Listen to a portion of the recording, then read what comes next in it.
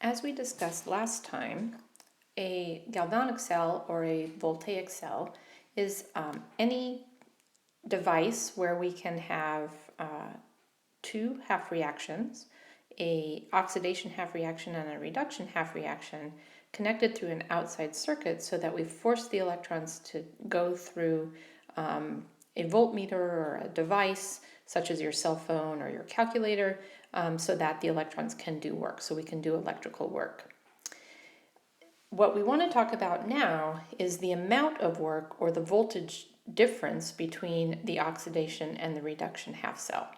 So if we put a voltmeter in line here where we're transferring the electrons, we can measure a voltage difference between the oxidation and the reduction half cell. This voltage difference is called the cell potential for a particular cell. As it turns out, the voltage that we measure will depend on the concentrations of reactants in our two half cells. So if we happen to be at standard state, where we have 1 molar concentrations of any solution species, pure substances for the solids and the gases, then we will be measuring a standard state cell potential. But for any other concentrations, or if we are not in standard state, then the potential that we measure will just be the cell potential. So we have Ecell is the potential that we measure, and we measure this in units of volts.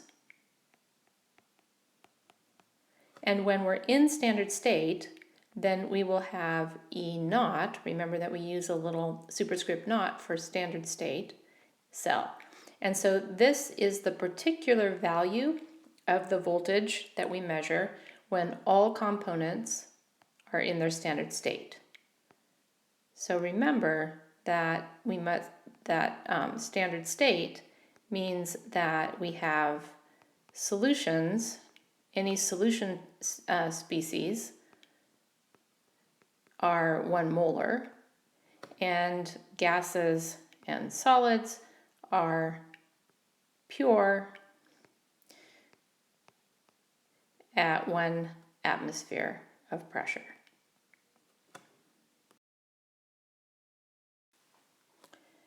This particular reduction potential here is a very special reduction potential. And when I have 1 atmosphere of hydrogen gas bubbling through and 1 molar H plus in solution, this is called the standard hydrogen electrode, SHE.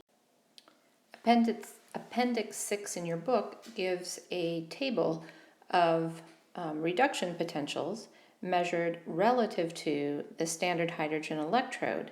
You'll notice that the standard hydrogen electrode has a potential set at 0.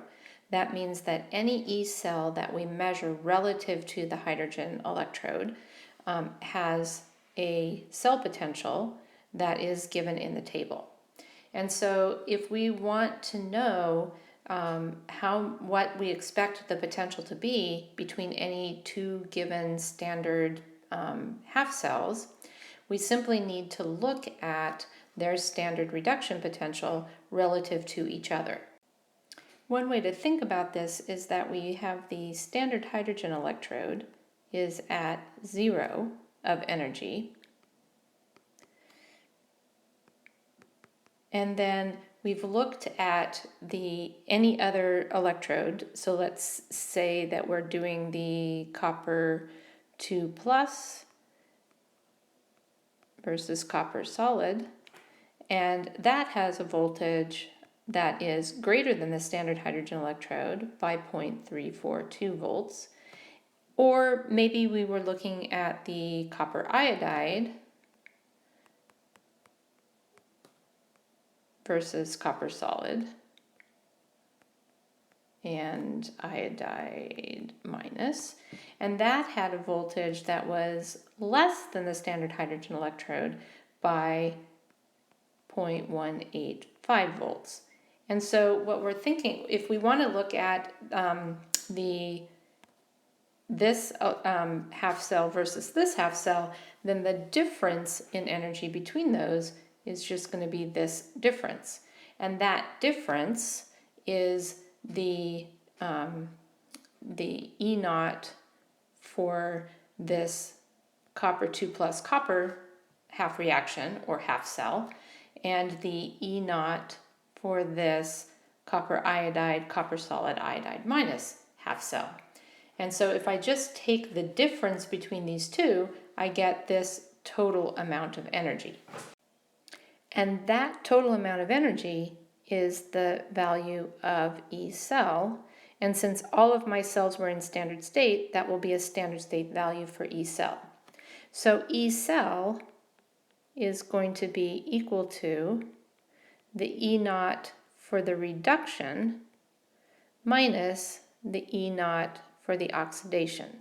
So I'm always going to take the larger value minus the smaller value, because all of these are written as reductions, and so the thing that's going to get oxidized has to be reversed, and so I'm going to have a minus sign. So the difference, again, is my Ecell value, and values that are larger have a larger reduction potential, and so will be spontaneously reduced relative to values that are lower, have a lower reduction potential. Remember that a spontaneous reaction results in a positive Ecell. We do need to talk about one peculiar thing, and that is that notice that we've combined a half cell that only produces one electron with one that requires 2 electrons. And so if I were to combine these two half reactions to get an overall balanced cell reaction, I would have to multiply this reaction by 2. But to get the Ecell, I did not multiply this Ecell value by 2, even though I have to multiply this reaction by 2. So let's talk about why that's the case. So our Ecell is in terms of volts. So it has units of volts. And a joule, energy, is in terms of volts times coulombs. And so this has an equivalent unit of joules per coulomb of charge that is transferred. So remember that energy, joules, is extensive, and energy depends on how much of a particular reaction we do. But this voltage is the energy per coulomb of charge that has been transferred. And so this already takes into account the fact that we have 2 electrons here and 1 electron here, and this Ecell is an intensive property. It does not depend on how much of the reaction we do, because it's already normalized or divided by the total amount of charge that is transferred in that particular reaction. So we have one last thing that we need to talk about. Remember that the electrochemical cell is doing electrical work. It's doing work. And we talked about the fact that our delta G values tell us the amount of work that a reaction can do. It's the amount of total energy minus the amount of energy that's lost to entropy, which tells us the amount of work a reaction can do. So it seems logical that if Ecell tells us about the amount of electrical work that a redox reaction can do, that these two things ought to be connected in some way. And in fact, if we look at delta G, we find that it is equal to the negative of the number of electrons that are transferred times some constant value times the Ecell value. So notice that this takes into account the fact that delta G is extensive and depends on the amount of charge that's transferred, whereas Ecell is not extensive.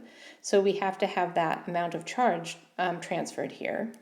And we know that Ecell is positive when the reaction is spontaneous, whereas delta G is negative when the reaction is spontaneous, and that means that we need to have a minus sign here if we're going to equate these two types of work. So this proportionality constant, let's just think about the units that we have to have here. So this is in joules because delta G is an energy in joules, and the Ecell is in volts, and N is in number of moles of charge that is transferred. So now if we remember that a joule is a coulomb times a volt, then we can see that this constant F has to have units of coulombs per mole. And so in fact, this is a constant called the Faraday constant, and it has units of charge coulombs per mole of electrons. And the value of the Faraday constant is 96,485 coulombs per mole. And that is the proportionality constant that allows us to convert from Ecell to delta G.